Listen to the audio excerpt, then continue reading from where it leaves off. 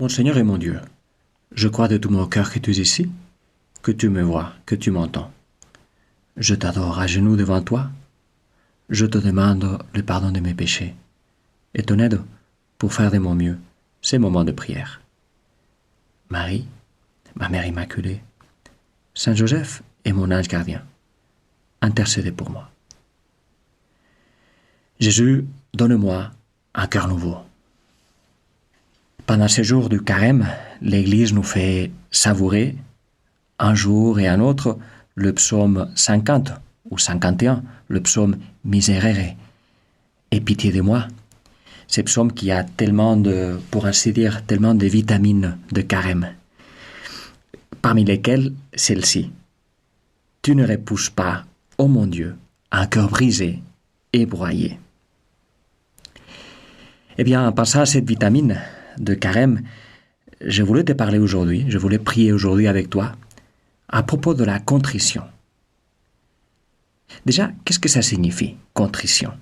Parce que parfois, je me trouve des gens qui ne savent pas ce que c'est qu'un acte de contrition. Eh bien, la contrition, c'est un état du cœur. Tu vois, comme les éléments qui peuvent être un état solide, liquide, gel aussi, ou gazeux. Eh bien, pareil le cœur. Il y a plusieurs états, et l'un de ces états, c'est celui du cœur en miettes, le cœur brisé. Pas à cause forcément d'une déception amoureuse, mais dans ces cas, à cause de la douleur, d'avoir fait mal, d'avoir fait souffrir la personne la plus importante de ma vie, Dieu. Eh bien, Jésus, en allant chercher la contrition dans l'Évangile, je me suis trouvé qu'en fait, il y a très peu de gens dont on nous raconte qu'ils te demandent pardon. On en voit beaucoup qui te demandent des faveurs, des miracles, qui te demandent d'aller manger chez eux, de leur expliquer des choses, de leur répondre à des questions, de calmer une tempête. Il y a même qui te donnent des ordres, comme Marthe, qui te dit « mais quand même, dis quelque chose à Marie ». Mais il y a en fait très peu de gens qui te demandent pardon. Même pas les apôtres, sauf Pierre. Je ne dis pas que cela n'ait pas eu lieu. Probablement, ils ont dû te demander pardon à plusieurs reprises, mais en fait, on n'en parle presque pas dans l'Évangile. Et puis Jésus, ces quelques demandes de pardon qu'on trouve dans l'Évangile sont en général implicites, sans parole, ou avec des paroles qui expriment pas directement, qui disent pas le mot pardon en fait, mais qui sont sincères. Alors, en voyant un peu, en revenant sur les évangiles, les 4 évangiles, j'en suis arrivé à 4. 4 plus 2, je dirais. 4 dans la vie réelle, 2 en parabole. Les 4 sont la femme pécheresse, Saint-Pierre, Zachée et les bons larrons. Et les 2 de parabole sont l'enfant prodigue et les servants auxquels on pardonne la dette astronomique. Bon, si tu en trouves d'autres, tu me dis, par exemple, sur les commentaires de YouTube. Bon, puis il y a aussi les gens qui ne demandent pas et qui sont pardonnés, comme le paralytique. Mais bref, restons-en à ces 4, pour ainsi dire, de la vie réelle, dont je te disais, ce que j'aime bien, c'est qu'elles sont sincères. Chacun Jésus te donne ce qu'il peut te donner, ce qu'elle peut te donner. La femme pécheresse, qu'est-ce qu'elle te donne? Elle te donne ses larmes et ses gestes si beaux de pleurer à tes pieds et de les sécher avec ses cheveux. Puis Zachée, qu'est-ce qu'il te donne? Il te donne ses résolutions, sa résolution de changer de vie. Saint-Pierre, qu'est-ce qu'il te donne? Saint-Pierre te donne un peu désarmé par ton affection, par ton amour. Il te donne les siens, qu'il renouvelle à ces moments-là. Et puis le bon larron te donne, Jésus, sa confiance. Le bon larron, tout simplement, se baisse les armes, humblement, et reconnaît que sa vie a été un désastre, et il s'abandonne entre tes mains. Eh bien, même s'ils ces 4 font pas de longs discours, Jésus toi, tu comprends parfaitement leur langage, leur contrition. Je pensais à ces paroles du prophète Osée que tu aimes répéter, que tu aimes dire, c'est la miséricorde que je désire et non le sacrifice. Eh bien, aujourd'hui, ces paroles me disent ceci. Me disent que peut-être tout ce que j'ai à te donner, c'est ma misère, mon acceptation du mal qu'il y a à moi, et mon désir que tu me guérisses.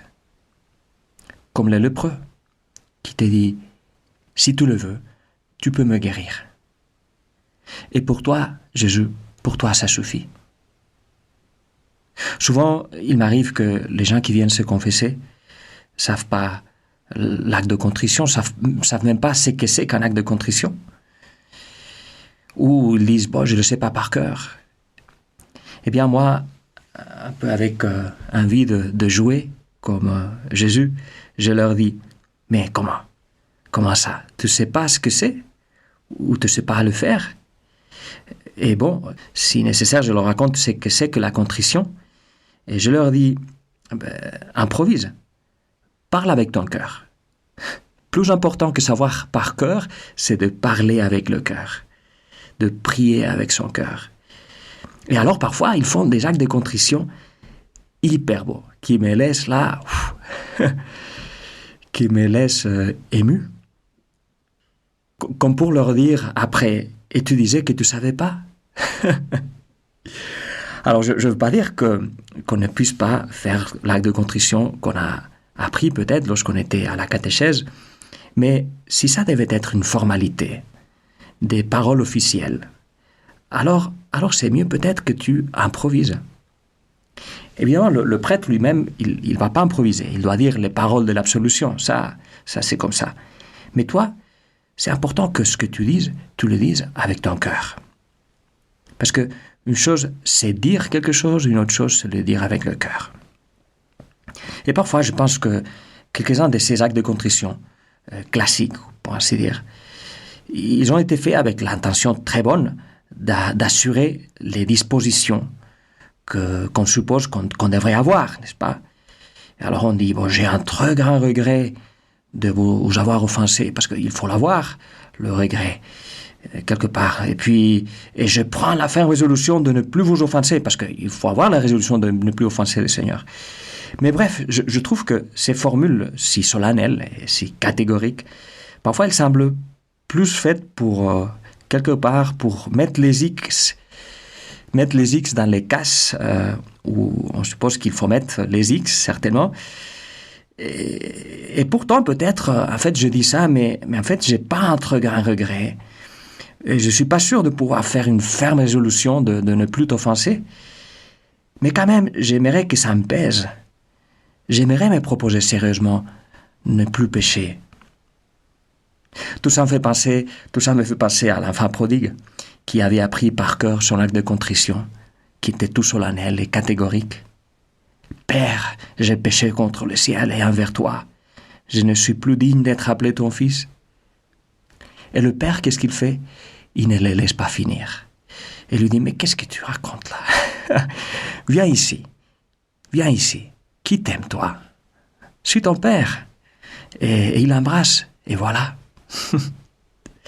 Bref, nous devons finir, mais j'imagine que j'ai réussi à m'exprimer, à me faire comprendre. Notre acte de contrition, plus que dire ce qui est prévu, ce qu'il faut dire, quelque part, devrait exprimer notre désir d'avoir le cœur en miettes, s'il ne l'est pas. Et donc, ça devait être une prière, comme toute prière, qui élargit les désirs. C'est ça la prière, élargir les désirs, comme le disait saint Augustin. Du coup, pour finir, je te laisse, je vais le laisser aussi sur l'app, si ça t'aide, je te laisse un acte de contrition que j'ai composé tout en parlant avec Jésus de tout cela. Je voudrais, Seigneur, venir vers toi avec les larmes de la pécheresse, avec la joie de Zachée et la simplicité du bon larron. Je voudrais toucher la lèpre que je traîne dans mon cœur et te dire sincèrement, si tu le veux, tu peux me guérir. Je voudrais te répéter, désarmé comme Pierre, que tu sais tout, que tu sais que je t'aime. Et sentir que tu m'embrasses et t'entendre dire encore une fois, tes yeux dans les miens, suis-moi. Je te remercie, mon Dieu, des bonnes résolutions, des beaux désirs et des lumières que tu as semées dans mon cœur pendant ces moments de prière.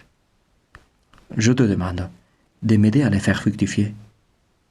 Marie, ma Mère Immaculée, Saint Joseph est mon ange gardien. Accompagne-moi toujours en chemin.